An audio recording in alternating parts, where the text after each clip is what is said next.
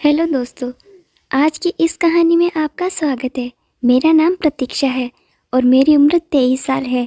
मेरी जीजू का नाम समीर है और मेरी दीदी का नाम पल्लवी है। मेरी दीदी सहेली की तरह थी, मुझसे बहुत प्यार करती थी।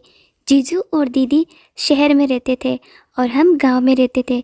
दीदी ने अपने बेटे के जन्मदिन के लिए मुझे 2 दिन पहले ही बुलाया था। मेरी दीदी की शादी को 5 साल हो चुके थे और उसके बेटे का पहला जन्मदिन था जिसे वे बड़े धूमधाम से मनाने वाले थे। जीजू ने खास मुझे फ़ोन करके बुलाया था और बहुत रिक्वेस्ट किया था। जन्मदिन वाले दिन मैं तैयार होकर दीदी के घर पहुंची। डेकोरेशन हॉल में जाते ही जीजू ने मुझे गले से लगा लिया। मैंने उनसे दीदी के बारे में पूछा तो जीजू ने कहा कि गुड्डू बहुत रो रहा था, इसीलिए पल्लवी उसे दूध पिलाने के लिए अंदर गई है। लगभग 2 घंटे में जन्मदिन की पार्टी शुरू होने वाली थी। मैंने जीजू को कई दिनों के बाद देखा था। जन्मदिन के बाद जब मैं बाकी मेहमानों की तरह अपने घर जाने लगी तो दीदी ने मुझे रोक लिया। उसने कहा कि सुबह तक सभी मेहमान चले जाएंगे और फिर हम दोनों बाहर घूमने चलेंगे। जीजू ने भी मुझे रुकने के लिए कहा। मैं भी घर में रहकर बहुत बोर हो चुकी थी, इसीलिए मैं रुकने का फ़ैसला किया। मेरे माता पिता भी मुझे वहाँ ठहरने की अनुमति दे दी। अगले दिन सभी मेहमान चले गए और फिर दीदी और मैं समय साथ बिताने का मज़ा लिया। मुझे घर में एक अलग कमरा दिया गया था और वहाँ आए हुए 4 दिन हो चुके थे। आने के बाद से ही मैं देख रही थी कि गुड्डू ने दीदी को बहुत परेशान कर रखा था। जीजू और दीदी को एक दूसरे के साथ समय बिताने का मौका भी नहीं मिल रहा था। इसीलिए एक दिन मैंने दीदी से कहा कि अब गुड्डू 2 साल का हो गया है और उसे माँ की इतनी ज़रूरत नहीं होगी। आप उसे एक दिन मेरे पास छोड़ दो और आप दोनों बाहर घूमने चले जाओ। दीदी ने कहा कि गुड्डू आपके पास नहीं रहेगा। मैं उसे वादा किया कि गुड्डू की अच्छी तरह से देखभाल करूँगी।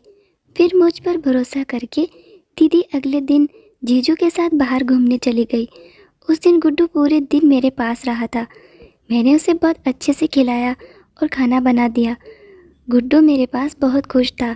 शाम को 7 बजे दीदी घर लौटी और गुड्डू को मेरे पास खेलता देख हैरान रह गए। फिर दीदी ने कहा कि गुड्डू अपने माता पिता के पास भी इतनी शांति से नहीं रहता। गुड्डू वास्तव में मेरे साथ बहुत खुश था। रात को सोते समय गुड्डू जिद करने लगा कि उसको मेरे पास ही सोना है। उसकी जिद के कारण मैं दीदी के कमरे में ही सो गई और दीदी मेरे कमरे में सो गए। आधी रात को अचानक मुझे अपने शरीर पर किसी का हाथ महसूस हुआ।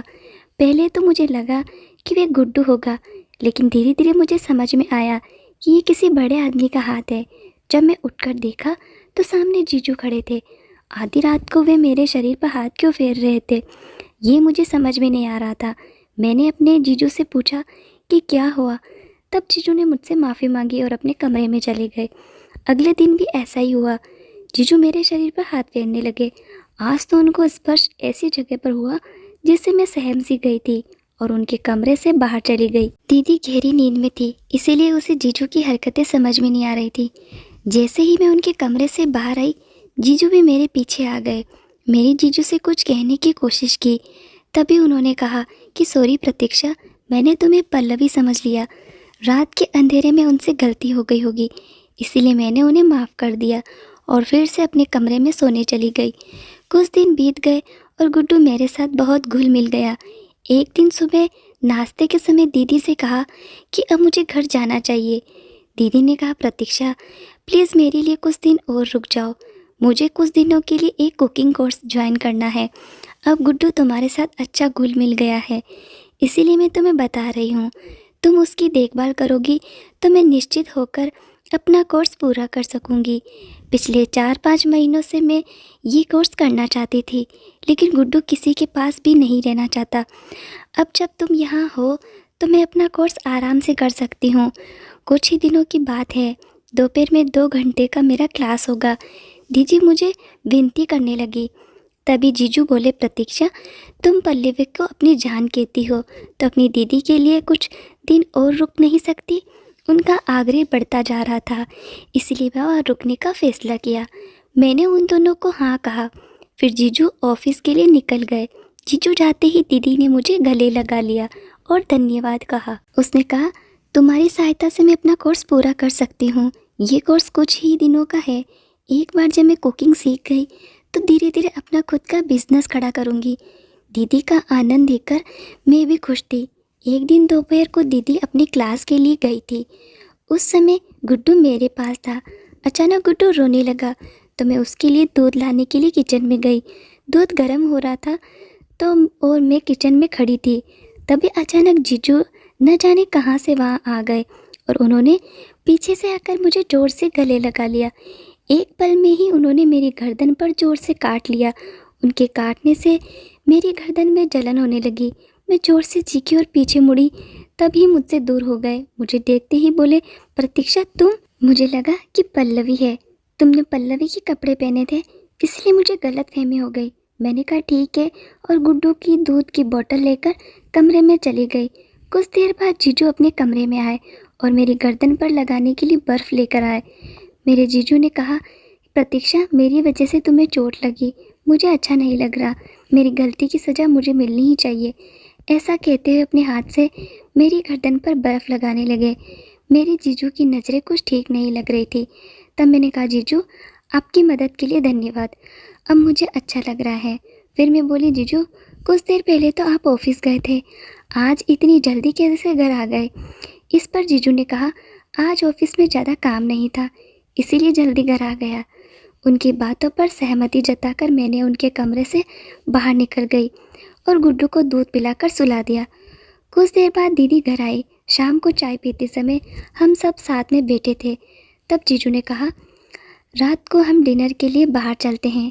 दीदी ने मना कर दिया और कहा, रात को 8 बजे से मेरी कुकिंग की ऑनलाइन क्लास है। समीर, मैं तुम्हें पहले ही बताया था। दीदी ने पहले ही अपने ऑनलाइन क्लास के बारे में जीजू को बता दिया था, फिर भी जीजू ने डिनर की बात करी। आगे जीजू ने कहा, पल्लवी तुम सिर्फ अपने बारे में सोचो, अगर तुम डिनर पर नहीं जा सकती तो मैं प्रतीक्षा को बाहर ले जाता हूँ। वे पिछले कुछ दिनों से हमारे लिए कितना कुछ कर रही है। उसके आने के बाद वे घर में ही उसे ही कभी बाहर जाना चाहिए। जीजू ने भी अपनी मीठी बातों में दीदी को इस कदर फंसा लिया कि उन्हें उनकी बात सही लगी। फिर दीदी ने कहा, प्रतीक्षा तुम्हारे जीजू सही कह रहे हैं, तुम सच में हमारी बहुत मदद कर रही हो। तुम घर में बोर हो गई होगी, शाम को तुम अपने जीजू के साथ डिनर पर ज़रूर जाना। शाम को जीजू मेरे कमरे में एक ड्रेस लेकर आए। फिर जीजू ने कहा, डिनर पर जाते समय ये ड्रेस पहन लेना, ये ड्रेस पल्लवी ने तुम्हारे लिए भेजी है। जीजू की बातों में मुझे महसूस हुआ, ऐसा लगा कि दीदी के नाम पर उन्होंने ही अपनी पसंद का ड्रेस ला कर दिया। खैर डिनर का समय हो गया था, इसीलिए मैंने वह ड्रेस लिया और तैयार हो गई। जब मैं तैयार होकर बाहर आई तो दीदी ने कहा, अरे वाह, तुम तो अपने जीजू के साथ डिनर पर जाने के लिए बहुत उत्सुक लग रही हो। दीदी की बातों से लगा कि शायद वह ड्रेस उसने नहीं भेजा था। मैं उसे कुछ पूछने ही वाली थी कि जीजू बोले, पल्लवी तुम्हारे क्लास का समय हो गया है, अब हम भी निकलते हैं, रात को जल्दी घर आ जाएंगे। मैं जीजू के साथ डिनर के लिए निकल पड़ी। जीजू मुझे जिस होटल में ले गए थे वहाँ मुझे परिवार के लोग कम और कपल ज़्यादा दिख रहे थे। वहाँ का माहौल बहुत ही रोमांटिक था, लेकिन मैं अपने प्रेमी के साथ नहीं बल्कि अपने जीजू के साथ डिनर पर आई थी। खैर माहौल चाहे जैसा भी हो, मुझे क्या, ये सोचकर मैं आगे बढ़ी। जीजू ने मेरे गले में हाथ डालकर होटल में प्रवेश किया। डिनर करते समय भी वे बार बार मेरे खाली टांगों पर हाथ रख रहे थे। मैं जितनी बार उनसे दूर सरकती वह उतनी बार मेरे पास आ जाते थे। जल्दी से जल्दी डिनर ख़त्म करके हम घर पहुँचे। फिर रात को दीदी के कमरे में सोने से लिए मैंने मना कर दिया। उस रात मुझे ऐसा लगा कि मेरी वजह से दीदी और जीजू को एक दूसरे के साथ समय बिताने का मौका नहीं मिल रहा है। रात को मैंने दीदी के सामने जीजू से कहा, आज आप अपने कमरे में सो जाइए, मेरी वजह से आप दोनों के बीच दूरी नहीं होनी चाहिए। इस पर जीजू ने कहा, हमें साथ सोने की कोई ज़रूरत नहीं है। इतना कहकर वे दूसरे कमरे में चले गए। जीजू का व्यवहार और बातें ये बता रही थी कि उन्हें अपनी पत्नी में कोई दिलचस्पी नहीं है। जीजू के जाने के बाद मैंने दीदी के कमरे में गई। दीदी का चेहरा उदास दिख रहा था। मैंने उससे पूछा, दीदी क्या तुम्हारे और जीजू के बीच, जीजू तुम्हें पहले जैसा प्यार तो करते हैं ना? इस पर दीदी ने कहा, हाँ सब ठीक है, डिलीवरी के बाद से मेरी सेहत काफ़ी बिगड़ गई है और वज़न भी बढ़ गया है। तभी से तुम्हारे जीजू मुझसे थोड़ा दूर रहने लगे हैं, लेकिन मैं जल्दी ही अपने लिए और उनके लिए भी पतली हो जाऊंगी। फिर उसने मुझसे पूछा, प्रतीक्षा तुम शादी क्यों नहीं करती? अब तुम्हारी उम्र 23 साल हो गई है, अब तुम्हें शादी कर लेनी चाहिए। इस पर मैंने कहा, दीदी मुझे मांगलिक दोष है। मम्मी ने कहा है कि मांगलिक दोष वाली लड़की को मांगलिक दोष वाले लड़के से ही शादी करनी चाहिए। मैं 23 साल की तो हो गई हूँ, लेकिन अभी तक मुझे मेरा परफेक्ट जीवन साथी नहीं मिला है, इसीलिए मैं अभी तक सिंगल हूँ। फिर दीदी ने कहा, तुम्हारी तरह खूबसूरत और हसीन शरीर वाली लड़की पर किसी भी आदमी की बुरी नज़र पड़ सकती है। तुम पुरुषों से थोड़ा संभल कर रहना। बातों बातों में हम सो गए। अगले दिन दीदी अपने क्लास के लिए गई। उस समय गुड्डू मेरे साथ खेल रहा था। खेलते खेलते बस सो गया और मैं भी उसके पास सो गई। कुछ समय बाद गुड्डू नींद में रोने लगा और मुझे अपनी माँ समझने लगा। गुड्डू रो रहा था, तभी मैंने दीदी को कॉल लगाया, लेकिन वे कुकिंग क्लास में थी, इसीलिए फ़ोन नहीं उठा सकी। आज गुड्डू मुझे अपनी माँ समझ रहा था। उसे चुप करने के लिए मैंने उसे दूध की बोतल दी, लेकिन वह दूध पीने को तैयार नहीं था। काफ़ी समय गुजर गया, लेकिन उसका रोना बंद नहीं हुआ। आखिरकार मैंने उसे अपनी गोद में लिया और उसे दिलासा दिया। मैंने उसे अपनी छाती से लगाया ताकि उसे माँ की तरह महसूस हो। दीदी को घर आने में 2-3 घंटे थे और मुझे गुड्डू को इतने समय तक रोता हुआ ठीक नहीं लगा। इसीलिए मैंने कुछ समय के लिए गुड्डू की माँ की भूमिका निभाने का नाटक किया। मैंने उसे अपनी छाती से लगाया और उसे दिलासा दिया और कुछ समय बाद मैं भी सो गई। अचानक मेरी नींद खुली तो मैंने देखा कि जीजू मेरे सामने खड़े थे। वे कमरे में कब आए और मुझे कब से देख रहे थे मुझे नहीं पता। जीजू की नज़र मुझे ठीक नहीं लगी। गुड्डू को शांत कराने के लिए मैंने गुड्डू को अपनी छाती से लगाया था, लेकिन बाद में अपने कपड़े ठीक करना भूल गई थी और वैसे ही सो गई थी। जीजू मुझे उस हालत में देख रहे थे और उनकी नज़रें लाल हो रही थी। फिर मैं जल्दी से अपने कपड़े ठीक किए। तब जीजू ने मेरा हाथ पकड़ा और जीजू ने मुझे बिस्तर की ओर खींचा। मैं बहुत डर गई थी, पर जीजू के साथ मेरा हमेशा से एक अलग संबंध था। फिर जीजू ने कुछ ऐसा किया जिससे मैं शांत हो गई। थोड़ी देर बाद गुड्डू नींद से जाग गया। हम उसे खिलाते हुए हॉल में बैठे थे, तभी दीदी क्लास से वापस आई। उसने हमें अलग नज़रों से देखा और तुरंत गुड्डू को हमारे बीच से उठा लिया। रात को किचन में खाना बनाते समय दीदी का व्यवहार थोड़ा अलग लगा। उसने कहा, आजकल तुम गुड्डू को अपने से ज़्यादा जोड़ने लगी हो, उसके पिता को भी अपने से जोड़ने की कोशिश मत करो। दीदी एक माँ से पहले एक पत्नी थी और उसे अपने पति की चिंता हो रही थी। मैंने उसके कंधे पर हाथ रखकर कहा, आप बिल्कुल भी चिंता मत करो, ना तो आपका पति बुरा है और ना ही आपकी बहन। इसके बाद भी मेरे साथ थोड़ा अजीब व्यवहार कर रही थी। खाना खाते समय दीदी ने कहा कि आज उसकी क्लास का आखिरी दिन है और जब उसकी क्लास ख़त्म हो जाएगी तो मुझे अपने घर जाना होगा। दीदी की बात सुनकर जीजू का चेहरा पीला पड़ गया।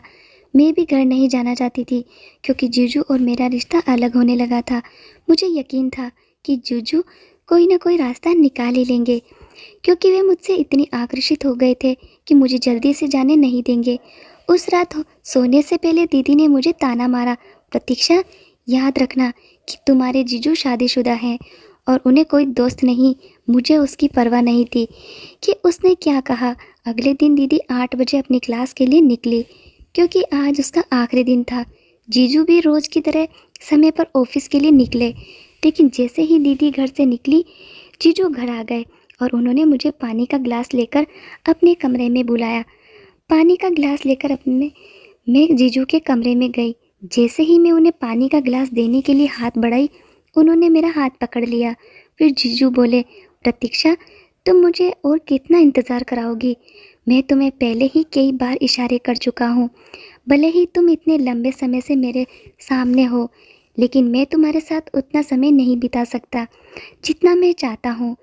कल तुम्हें उस हालत में देखकर मेरी आंखें चमक उठी थी।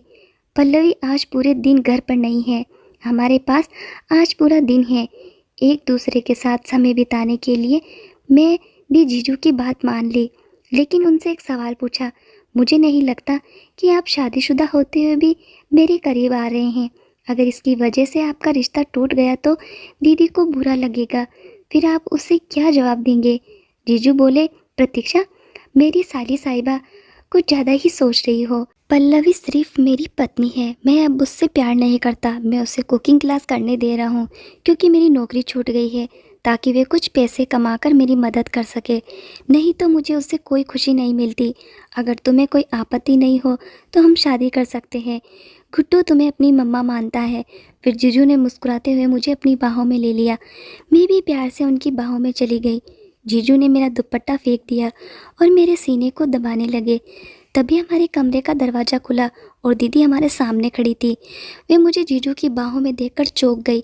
जैसे ही मेरी नज़र दीदी पर पड़ी, मैंने जीजू को धक्का देकर अपने से दूर कर दिया और दीदी के पास आकर खड़ी हो गई। जीजू ने दीदी से कहा, पल्लवी तुम प्रतीक्षा को उसके घर भेज दो। जब मैं अपनी फ़ाइल लेने के लिए घर आया तो प्रतीक्षा ने मौका पाकर मुझे गले लगा लिया। जीजू मेरे बारे में बुरी बातें फैला रहे थे। उन्होंने दीदी को बताया कि प्रतीक्षा मेरे साथ संबंध बनाना चाहती है। इसके बाद दीदी मुझे गुस्से से देखने लगी। फिर दीदी ने मुड़कर जीजू को ज़ोरदार थप्पड़ मारा और बोली, मैंने सब सुन लिया है। नीचे जब प्रतीक्षा पानी का गिलास लेकर इस कमरे में आई थी, तब से मैं फ़ोन पर सब सुन रही थी। कल रात प्रतीक्षा ने मुझे तुम्हारी सच्चाई बता दी थी। मैंने अनजाने में प्रतीक्षा पर आरोप लगाया, लेकिन अब सब जान चुकी हूँ कि तुम प्रतीक्षा को यहाँ रुकने के लिए क्यों जोर दे रहे थे। कल रात उसने तुम्हारे असली रूप को सामने लाने के लिए तुम्हारे साथ नाटक किया था। तुमने उसके साथ ज़बरदस्ती करने की कोशिश की। मैं समझ गई हूँ कि तुमने ऑफिस में भी किसी महिला कर्मचारी के साथ छेड़छाड़ की होगी, इसीलिए तुम्हारी नौकरी चली गई। अब समझ में आया कि तुम हर महीने में नौकरी क्यों बदलते रहते हो। पिछले 4 सालों से तुम मुझे बेवकूफ़ बना रहे हो। मैं घर का सारा सामान संभाल कर रखती थी और तुम बाहर लड़कियों पर पैसे उड़ाते रहे। प्रतीक्षा ने मुझे वे अतरंग संदेश भी दिखाए जो तुमने उसे भेजे थे। दीदी के सामने जीजू का असली रूप लाना चाहती थी और अब वह सामने आ चुका था। जीजू ने मुझे गलत संबंध बनाने के लिए बार बार मनाने की कोशिश की, लेकिन मैं दीदी को जोखिम में नहीं डाल सकती।